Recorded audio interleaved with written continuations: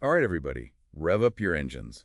We're about to take a deep dive into the world of refurbishing technicians. It's a career path that a lot of people don't know much about. You got that right. We're using these awesome RoleCatcher.com resources you sent over. They're a goldmine of info. Okay, so we're picturing greasy hands, maybe a wrench or two, but it's way more than that, right? Absolutely. This is high-tech work we're talking about.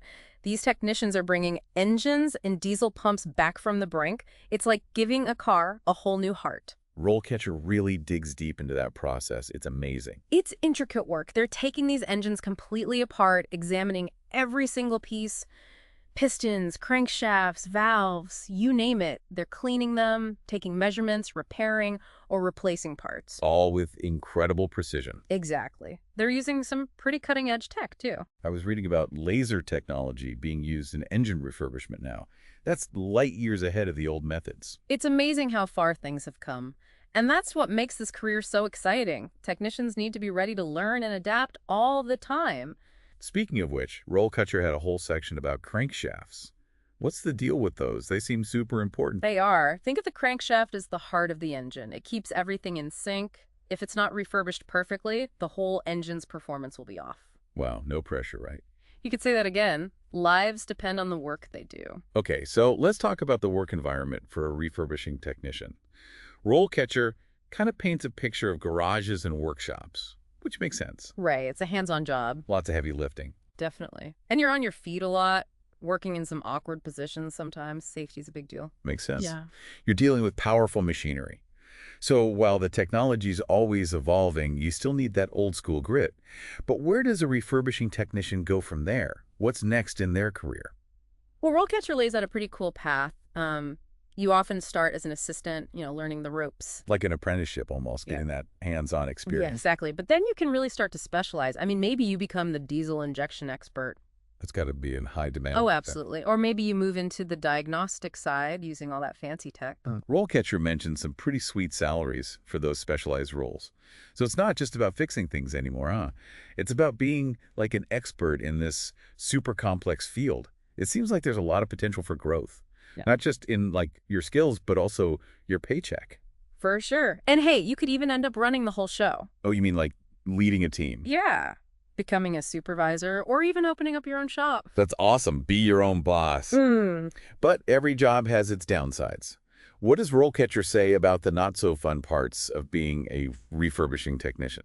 Well, like we said, it can be physically demanding, right? And there's going to be some repetitive days. You won't always be saving the world, And salary, well, it depends. On your experience, location, that kind of thing. Exactly. So do your research. Know what you're worth. And that's where those ASE certifications come in clutch, don't they? RoleCatcher highlighted those as a big old plus. For listeners who don't know, though, what does ASE even stand for? It stands for the National Institute for Automotive Service Excellence. Basically, it's how you prove you know your stuff. They've got certifications for everything. Engine repair, electrical systems. It's like a stamp of approval. Right. It tells employers you're serious about this career. And it shows you're keeping up with all the changes in the industry. And speaking of changes, electric vehicles, self-driving cars, the whole industry's transforming right before our eyes. So what does that mean for the future of a refurbishing technician? Are we all going to be out of a job soon because robots are going to be fixing everything? Yeah, it's like a computer can tell you there's a problem, but it can't always tell you what's causing it, right? You need that human touch. Yeah. Someone who can really look at the whole picture and figure out what's going on. That's what it's all about. Problem solving. And RoleCatcher had a whole section on nailing those job interviews. They had some really interesting questions employers might ask. Oh, yeah, those were good. I remember one that really stood out to me. It was something like, tell me about a time you had a really tough repair job. How did you handle it? It's like they want to know how you think on your feet. Exactly. They want to see your thought process, how you diagnose the problem, how you test different solutions. It's all about showing them you can handle anything they throw at you. And not being afraid to get your hands dirty. Exactly. And don't forget about staying up to date on all the latest technology. RoleCatcher mentioned that too. Right. It's not enough to just know the basics anymore. Nope. You got to be constantly learning, going to conferences, reading those industry magazines, maybe even taking stuff apart in your own garage just to see how it works. That's awesome. So it sounds like being a refurbishing technician is about way more than just fixing cars. It's about understanding these really complex systems, being a master of technology, and having the problem-solving skills to bring those machines back to life. Absolutely. It's challenging, but it's also incredibly rewarding. And as technology keeps advancing, this field is only going to get more interesting. For sure.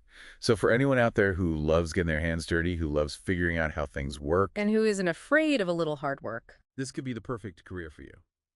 Well, that's all the time we have for today's deep dive. Until next time, keep those engines running.